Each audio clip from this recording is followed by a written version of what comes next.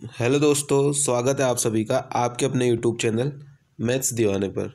और गाइज, आप सभी को पता है कि मॉर्निंग के अंदर अपनी एसएससी जीडी की क्लासें चल रही है और इवनिंग के अंदर अभी की जो क्लास है वो एसएससी सीजीएल की चल रही है। ठीक है मेरे भाई, इवनिंग की क्लास किसकी चल रही है? एसएससी सीजीएल की।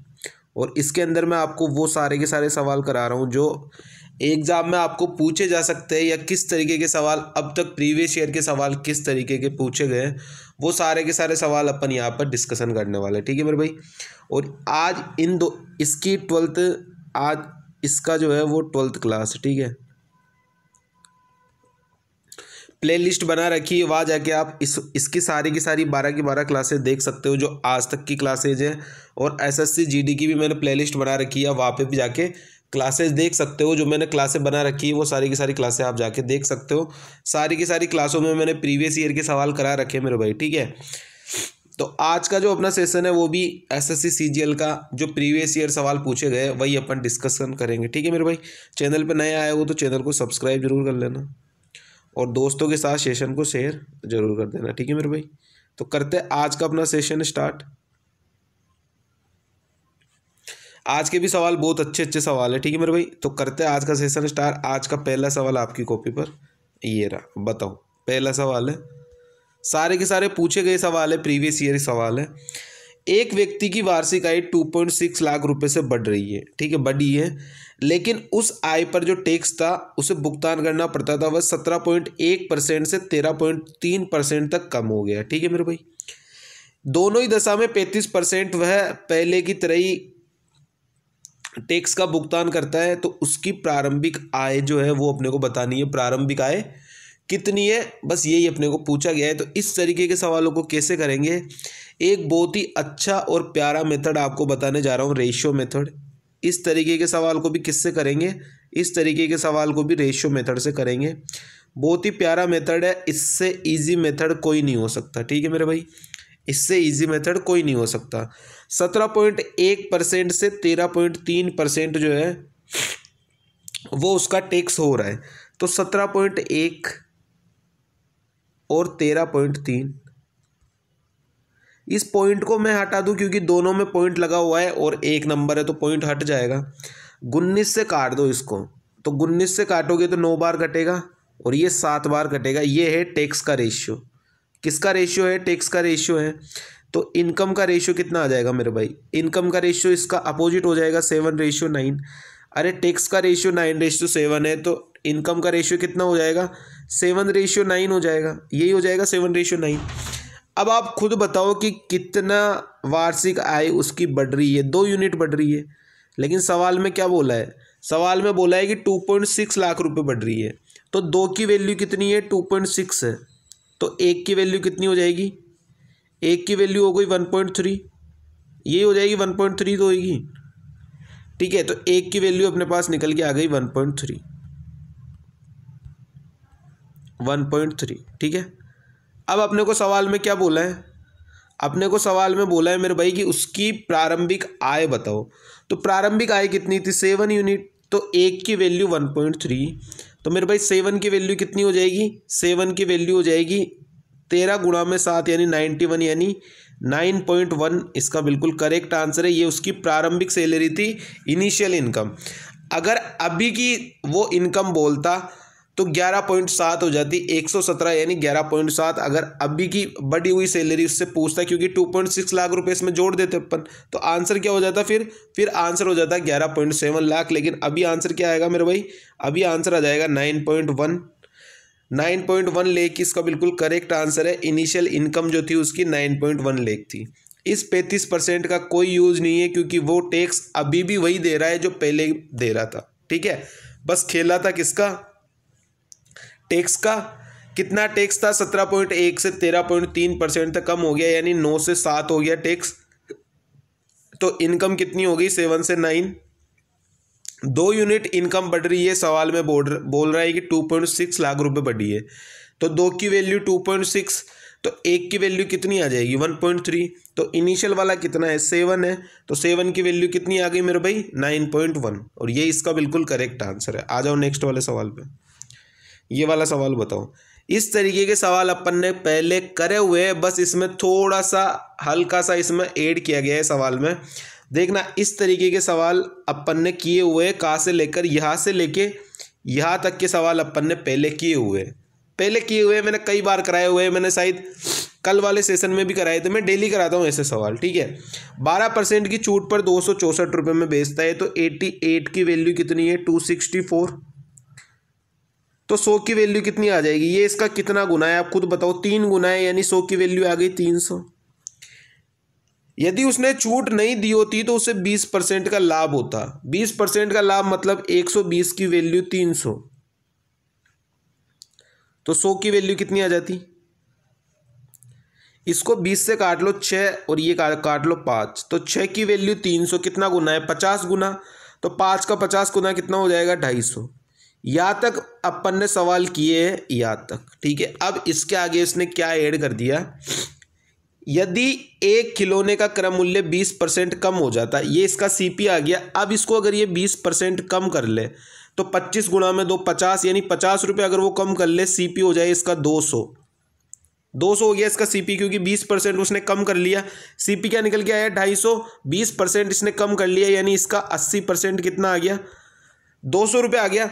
अब ये क्या बोल रहा है, वह अभी भी पहले की तरह लाभ का प्रतिशत अर्जित करना चाहता है, पहले की तरह। पहले कितने का लाभ ले रहा था 20% का लाभ ले रहा था, तो मेरे भाई इसका 120% कितना होगा, इसका 120% होगा मेरे भाई कितना 240। ये इसका करेक्ट आंसर है 240। बस कुछ नहीं करना था मेरे भाई, ज़्यादा हार्ड सवाल नहीं था, ऐसे सवाल अपन ने पहले भी किए हुए हैं। बस अंतर ये था कि इसमें हल्की सी 2 लाइन और ऐड कर दी गई, क्योंकि अपन ने यहाँ तक के सवाल तो पहले भी कर रखे, यहाँ तक के सवाल, ठीक है। यहाँ तक के सवाल अपन ने पहले किए हुए, कई बार किए हुए, मैंने कई बार कराए हुए, मेरे को याद है, ठीक है मेरे भाई। तो बस इसमें हल्की सी 1 लाइन इसने और ऐड कर दी, 2 लाइन, ताकि सवाल बड़ा हो जाए और आप कंफ्यूज हो जाओ। बाकी उसने कुछ नहीं किया, जो सीपी आया अगर वो सीपी 20% कम कर देता तो 200 हो जाता, और 200 की चीज़ को 20% के लाभ पर बेचेगा तो कितने की बेचेगा 240 की बेचेगा। तो बस यही तो करना था अपने को, और कुछ था ही नहीं इस वाले सवाल में, ठीक है। आ जाओ नेक्स्ट सवाल में, नेक्स्ट वाला सवाल बताओ, ये वाला सवाल बताओ। ऐसे कई सवाल मैंने आपको करा रखे, गर्लफ्रेंड बॉयफ्रेंड के उदाहरण ले लेके, चॉकलेट वाले उदाहरण ले लेके, अगर कोई क्लास देखता है तो उसे पता है। यदि कुल 10,000 रुपये प्रति टन की दर से आम खरीदे, यदि कुल आमों का 1/3 4% की हानि पर बेचता है। 1/3 का मतलब कि अगर टोटल सामान 3 है तो वो 1 को बेच रहा है कितने के लॉस पे 4% की हानि पर, यानी यहाँ पे इसे 4 का लॉस खा रहा है ये, और उसे टोटल में 30% का लाभ चाहिए। मतलब टोटल 3 वस्तुओं पे अगर उसे 30% का लाभ चाहिए, टोटल उसे कितने का लाभ चाहिए 90 का लाभ चाहिए। देखना, इसे टोटल 90 का लाभ चाहिए, लेकिन 4 का लॉस इसे ऑलरेडी हो चुका है, तो इस 4 को भी तो वसूल करेगा ये, तो ये 4 भी इसमें जोड़ूंगा, यानी उसको टोटल कितना वसूल करना है 94%। और अब उसके पास चीज़ें कितनी रह गई, 1 तो यूज में हो गई, 2 बच गई, यानी उसको अब कितना लाभ चाहिए पर चीज़ पे 47% का लाभ चाहिए। यही अपने को सवाल में बोला है कि शेष आमों को कितना % लाभ से बेचा जाना चाहिए, तो 47% के लाभ पर बेचा जाना चाहिए, ठीक है। यानी अगर उसका सीपी था कितना 10,000, तो उसको 47% के लाभ पर बेच दो, तो 10,000 गुणा 147। अब ये 147 कहाँ से आया ये मेरे भाई पूछना मत, ठीक है। आप कोई 4th क्लास के बच्चे नहीं हो जो आपको ये सवाल बताने पड़ रहे। 147 डिवाइड बाई 100, क्योंकि 47% के लाभ पर बेचेगा, तो 100 + 47 147 हो जाएगा। 2 0 से 2 0 उड़ा दो, तो कितना आंसर आ जाएगा मेरे भाई, इसका आंसर आ जाएगा 14,700 रुपये। ये इसका करेक्ट आंसर है 14,700, ठीक है। कौन सा ऑप्शन हो जाएगा, option number C is the correct answer. कौन सा ऑप्शन हो जाएगा मेरे भाई, ऑप्शन नंबर सी इसका बिल्कुल करेक्ट आंसर है, ठीक है। आ जाओ नेक्स्ट सवाल पे, नेक्स्ट वाला सवाल बताओ, ये वाला सवाल बताओ। जब भी ऐसे सवाल दिख जाए समझ जाया करो कि सी एंड डी के सवाल है, कंपोनेंडो एंड डिविडेंडो के सवाल है, ठीक है मेरे भाई। जब भी ऐसे सवाल आपको दिख जाए तो समझ जाया करो किसके सवाल है, सी एंड डी के सवाल है, कंपोनेंडो एंड डिविडेंडो के, ठीक है। बताओ ये वाला सवाल बताओ। तो सी एंड डी लगा दो यहाँ पे, क्या लगाओगे, सी एंड डी लगाओगे यहाँ पे, तो क्या क्या निकल के आएगा आप खुद बताओ। 3x/2y और बराबर में इधर कितना आ जाएगा, एक बार ये जुड़ेगा तो 4 और 3 7, एक बार घटेगा तो 4 - 3 1, यानी यहाँ से कितना निकल के आ गया 3x बराबर 14y। यही तो निकल के आएगा 3x बराबर 14y। तो x और y कितना निकल के आ गया 14:3, यानी x की वैल्यू 14 तो y की वैल्यू 3, ये निकल के आ गई। बस पुट कर दो इसमें, तो कितना आ जाएगा अगर पुट करोगे तो 14 का स्क्वायर कितना हो जाएगा 196 और प्लस में 9, 196 प्लस में 9 और divide by x square minus y square यानी 196 - 9, तो कितना आ जाएगा 196 + 9 205 और इधर ये करूँगा तो मैं 107, तो कितना आ जाएगा मेरे भाई 205/187। क्या आंसर आ जाएगा 205/187, ये इसका बिल्कुल करेक्ट आंसर है 205/187। ठीक है, ऑप्शन नंबर बी 205/187। ठीक है, आ जाओ नेक्स्ट वाले सवाल पे। ऐसे सी एंड डी आपको लगाना है, कंपोनेंडो एंड डिविडेंडो। ठीक है, आ जाओ ये वाला सवाल बताओ किस तरीके से अप्रोच करेंगे इस वाले सवाल में, बता दो।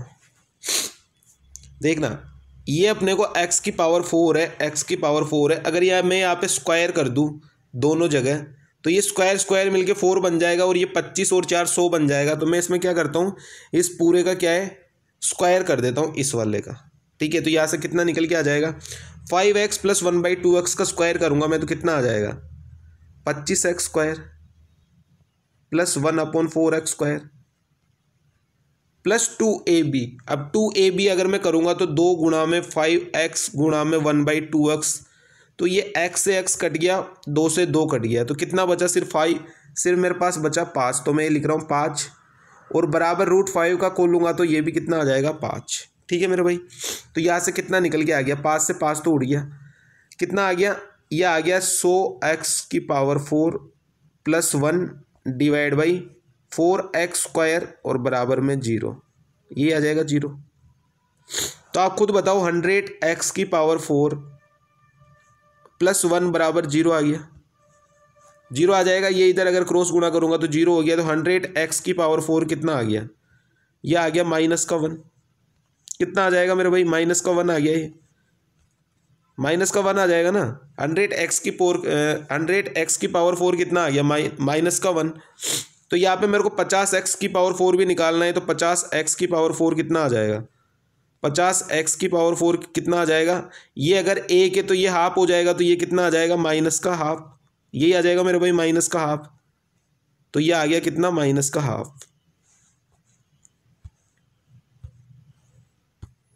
कितना आ जाएगा ये आ गया -1/2, ये हाफ आ गया। ठीक है, अब बस वैल्यू उठा के रख दो। 100x के पावर 4 कितना है -1 है, तो ये लिख दिया -1। ये कितना हो जाएगा -1/2, तो ये 2 चल जाएगा ऊपर, तो -2 हो गया। तो -1 - 2 कितना हो गया -3, ये इसका करेक्ट आंसर है -3। ठीक है, क्या आंसर आ जाएगा मेरे भाई -3, इसका बिल्कुल करेक्ट आंसर है। ठीक है, देख लो कुछ नहीं किया मैंने, बस इसका स्क्वायर खोला है, स्क्वायर खोलते मेरे को पता पड़ गया आंसर क्या आएगा। ठीक है, क्योंकि मेरे को साफ साफ दिख रहा है वहाँ पर 100x की पावर 4 बन गया और 100x की पावर 4 बन गया तो उसकी वैल्यू निकल के आ गई -1। अगर 100x की पावर 4 की वैल्यू -1 तो 50x की पावर 4 की वैल्यू कितनी हो जाएगी -1/2। तो वैल्यू उठा के रखी तो कितना आ जाएगा -3। ठीक है मेरे भाई, आ जाओ नेक्स्ट वाले सवाल पे। ये वाला सवाल बताओ। 2 बर्तनों में क्रमशः 1:3 और 3:5 के अनुपात में स्प्रिट और पानी है। ठीक है, एक नया मिश्रण प्राप्त करने के लिए उन्हें किस अनुपात में मिलाया जाना चाहिए ताकि स्प्रिट और पानी का रेशियो 1:2 हो जाए या 1/2 हो जाए। ठीक है,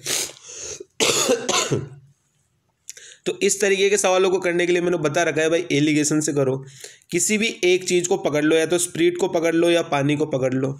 मैं मानता हूँ कि मैंने तीनों में से स्प्रिट को पकड़ लिया, तो कितना हो जाएगा पहले वाले में स्प्रिट कितनी है 1 और टोटल मिश्रण कितना है 1 और 3 4, तो ये 4 हो गया।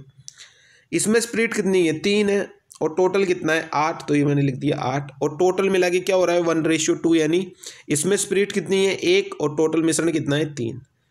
अब आपको क्या करना है, ये 4, 3 और 8 का एलसीएम ले लो। तो एलसीएम कितना आ जाएगा मेरे भाई, 96 आ जाएगा एलसीएम। 1/4 इंटू 96 करोगे तो कितना आएगा, 24। 3/8 इंटू 96 करोगे तो 12, 12 3 36। और यहाँ पे बीच में कितना आ जाएगा, 1/3 इंटू 96 करोगे तो 32 ये आ जाएगा।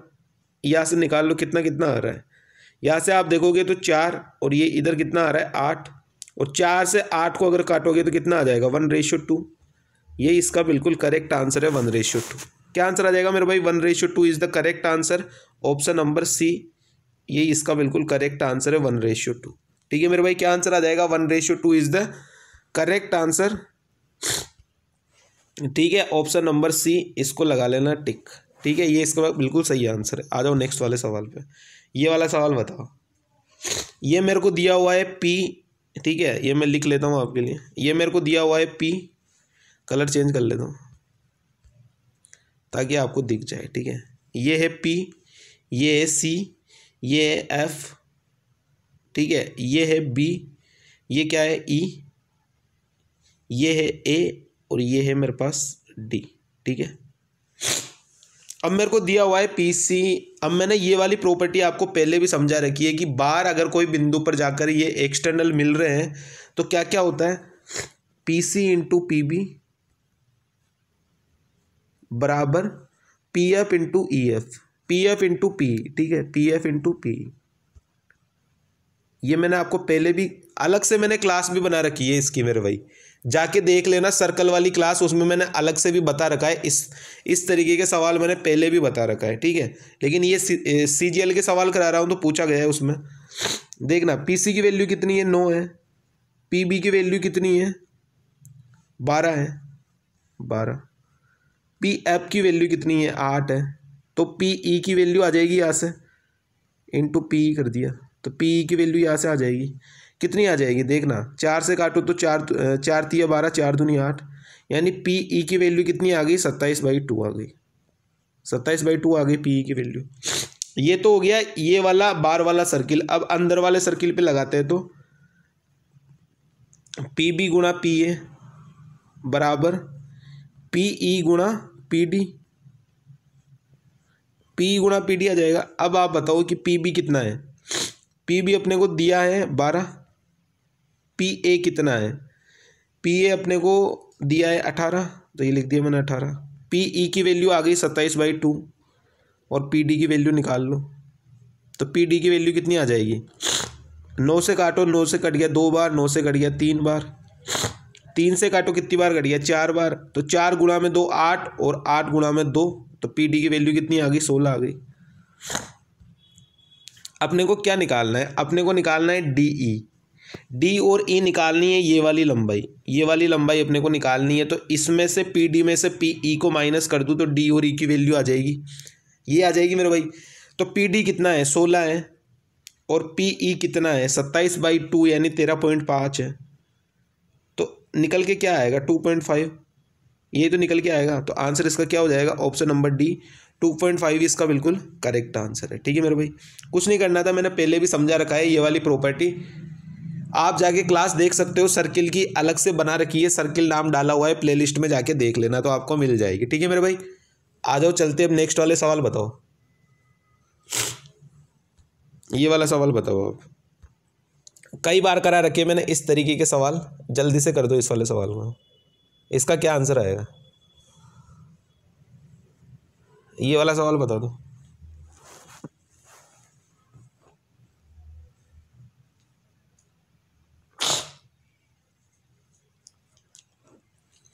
यदि किसी भिन्न के अंश में 200% की वृद्धि की जाती है और हर में 350% की वृद्धि की जाती है तो भिन्न 5/12 हो जाती है। जैसे मैं कोई भी मान लूँ, x मान लूँ। अब कोई भी जो चीज़ होती है ना वो अपने आप में 100% होती है। अगर उसमें मैं 200% की वृद्धि कर रहा हूँ अंश में, तो वो चीज़ कितनी हो जाएगी, 300% हो जाएगी, डिवाइड बाई। अब अगर हर में मैं 350 की वृद्धि करूँगा तो कोई भी चीज़ 100 होती है, तो 350 की वृद्धि करूँगा तो 450 हो जाएगी। और इसकी वैल्यू अपने को क्या दी हुई है, 5/12, यही दी हुई है। काट के देखो, ये किसी से कट रहा है क्या, 2 से कट रहा है, तो 15 दूनी 30, 15 तिये 45। ये x है और ये y कर लेना, ठीक है, x और y कर लेना, ठीक है। अब आप बताओ मेरे को 24x बराबर कितना मिल रहा है? ये मिल रहा है मेरे को 5 तिये 15y, 15y। तो x रेशियो y कितना आ जाएगा मेरे पास? 3 से काटूंगा तो 5 बार और 3 से काटूंगा तो 8 बार। अरे ये काटा है मैंने 8 और ये 5 बार है, तो रेशियो क्या आ गया? 5:8 यानी 5/8। ये इसका बिल्कुल करेक्ट आंसर है। Option number B 5/8 is the correct answer. क्या आंसर हो जाएगा मेरे भाई? इसका आंसर हो जाएगा 5/8। या आप डायरेक्ट भी कर सकते हो, जिस तरीके से मैं बता रहा हूँ आपको उस तरीके से आप डायरेक्ट भी निकाल सकते हो। ये तो था पूरा तरीका। अब मैं आपको इसका शॉर्ट बता रहा हूँ। शॉर्ट किस तरीके से करोगे आप? डायरेक्ट एक लाइन में आंसर आएगा। क्या आएगा? डायरेक्ट एक लाइन में आंसर आएगा। किस तरीके से आएगा देखना। एक्स वाई कुछ नहीं लिखना आपको। आपको 200% की वृद्धि हो रही है तो ये 300 हो गया, 350 की हो रही है तो ये 450 हो गया, और इधर कितना हो रहा है? ये 5/12 हो रहा है, ठीक है। अब आप खुद बताओ कि इसको मैं ये 0 से 0 उड़ा दो, 15 से काटूंगा तो 2/3 आ गया है। आपको क्या करना है? आपको क्रॉस करा देना है, क्रॉस करा देना है। 3 गुणा में 5 कितना हो गया? 15, और 12 गुणा में 2 कितना हो गया? 24। तो 5/8 यही मैंने आपको बताया है। 3 से काट दिया मैंने तो 5/8 ये इसका करेक्ट आंसर है, ठीक है मेरे भाई। दोनों तरीके बता दिए, किसी भी तरीके से सोल्व करो, वो आपका मन है, कोई रोकने टोकने वाला आपको है नहीं, ठीक है। ये वाला सवाल बताओ। 16 sin 6 डिग्री, sin 54 डिग्री और sin 66 डिग्री है, ठीक है। बताओ, ये sin थीटा है, ये 6 आपको दिख रहा है sin थीटा है, ये sin 60 माइनस थीटा है, ये sin 60 प्लस थीटा है। तो इसका डायरेक्ट फॉर्मूला क्या निकल के आ जाएगा? ये साइन में हो चाहे कोस में हो, उससे कोई मतलब नहीं है। डायरेक्ट फॉर्मूला क्या निकल के आ जाएगा? 1/4 sin 3 थीटा। और ये थीटा की वैल्यू यहाँ पे क्या है? ये है 6 डिग्री, क्योंकि ये साइन थीटा, ये साइन 60 माइनस थीटा, ये साइन 60 प्लस थीटा। तो डायरेक्ट फॉर्मूला क्या निकल के आ गया? 1/4 sin 3 थीटा।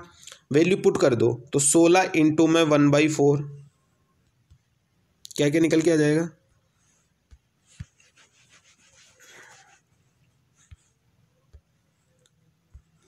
16 इंटू में 1/4, तो चार्ज में लगाना सब लिखना में देखना। 16 into 1/4 into sine 3 theta. Sine 3 theta की वैल्यू क्या होती है? साइन 3 थीटा मतलब क्या हो गया? साइन 3 इंटू में 6 यानी साइन 18। ये आएगा ना, थीटा की वैल्यू तो 6 है ना मेरे भाई, थीटा की वैल्यू 6 है, तो 3 थीटा की वैल्यू कितनी हो जाएगी? 18 हो जाएगी। तो 16 इंटू 1/4 इंटू साइन 18 की वैल्यू √5 माइनस 1/4। तो ये 16, तो ये 4 और 4 16 से कट गया पूरा, तो क्या बचेगा सिर्फ अपने पास? √5 माइनस 1। ये इसका करेक्ट आंसर है, ऑप्शन नंबर ए। क्या आंसर हो जाएगा मेरे भाई? ऑप्शन नंबर ए इसका बिल्कुल करेक्ट आंसर है। डायरेक्ट फॉर्मूला होता है, लिख लेना कि sine theta sine 60 minus theta और साइन 60 प्लस थीटा। ये अगर कहीं मिल जाए आपको तो डायरेक्ट आप लिख लेना 1/4 साइन 3 थीटा। अब चाहे ये साइन में हो, चाहे कोस में हो, चाहे किसी में हो, ठीक है। ये डायरेक्ट आप याद कर लेना, ठीक है मेरे भाई। ये फॉर्मूला है, इसको आप डायरेक्ट याद कर लेना, ठीक है। आ जाओ नेक्स्ट वाले सवाल बताओ। ये वाला सवाल बताओ, आज का लास्ट सवाल है। ये वाला सवाल बताओ। एक सम प्रिज्म का आधार त्रिकोणीय है और इसकी भुजाएं 20, 21 और 29 है। अब 20, 21, 29 तो आपको पता है क्या होता है? ट्रिपलेट होता है। 20, 21, 29 से क्या होता है मेरे भाई? ट्रिपलेट होता है। और ट्रिपलेट का मतलब क्या हो गया कि राइट एंगल ट्राइंगल होगा। राइट एंगल ट्राइंगल होगा मतलब इस टाइप का होगा। ये 20, ये 21 और ये 29, यही होगा राइट एंगल ट्राइंगल में। ट्रिपलेट का मतलब क्या होता है? राइट एंगल ट्राइंगल है। क्या होता है? ट्रिपलेट का मतलब क्या हो गया? राइट एंगल ट्राइंगल हो गया अपने पास, ठीक है। अब इसका सबसे पहले अपने को प्रिज्म का आधार त्रिकोणीय है, इसका आयतन अपने को 7560 दिया हुआ है। इसका आयतन क्या होता है? इसका आयतन होता है इसका एरिया गुणा में हाइट। एरिया गुणा में हाइट, तो आयतन इसका दिया हुआ है 7560। तो इसका एरिया कितना आ जाएगा? 1/2 आधार गुणा में ऊंचाई। आधार कितना है? 21 और ऊंचाई कितनी है? 20 और ये हाइट अपने को निकालनी है। तो यहाँ से काटना स्टार्ट करो, 0 से 0 उड़ा दो, 2 से काट दो, 2 कट गया पूरा। 21 से काटोगे तो एच की वैल्यू कितनी आ जाएगी, 21 से काटो तो 21 दिया 63, ठीक है। कितना बच गया 12, 6 बार कट जाएगा तो एच की वैल्यू आ गई 26, एच की वैल्यू 26 आ गई। तो पार्श्व पृष्ठीय क्षेत्रफल कितना होगा, तो पार्श्व पृष्ठीय क्षेत्रफल क्या होता है मेरे भाई, ये होता है पेरीमीटर इंटू में हाइट। अब पेरीमीटर कितना है, मतलब ये टोटल, ये साइड का योग कितना है, साइड का योग कितना है 20 प्लस 29 और 21 कितना हो गया 50, 50 और 20 70, यानी 70 गुणा में 36। तो आंसर क्या निकल के आ जाएगा मेरे भाई, 6 7 तो 42 यूनिट डिजिट होनी चाहिए 2, और सिर्फ सी ऑप्शन में है 2520। तो इसका करेक्ट आंसर कितना आ जाएगा 2520 ही इसका बिल्कुल करेक्ट आंसर है, 2520। क्या आंसर निकल के आ जाएगा मेरे भाई, 2520 इसका बिल्कुल करेक्ट आंसर है। ये आज के अपने सवाल थे। कमेंट करके ज़रूर बताना कितने नंबर आए हैं आपके, ठीक है, कितने नंबर आपके आए। 10 सवाल में लेके आया था, 10 में से आपके कितने नंबर आए, ठीक है। क्लास पसंद आ गई हो तो लाइक ज़रूर कर देना, शेयर कर देना दोस्तों के साथ, और चैनल पर नए आए हो तो सब्सक्राइब जरूर कर देना ताकि आपको आगे की वीडियो मिलती रहे, ठीक है मेरे भाई। Thank you so much, tata bye bye, good night.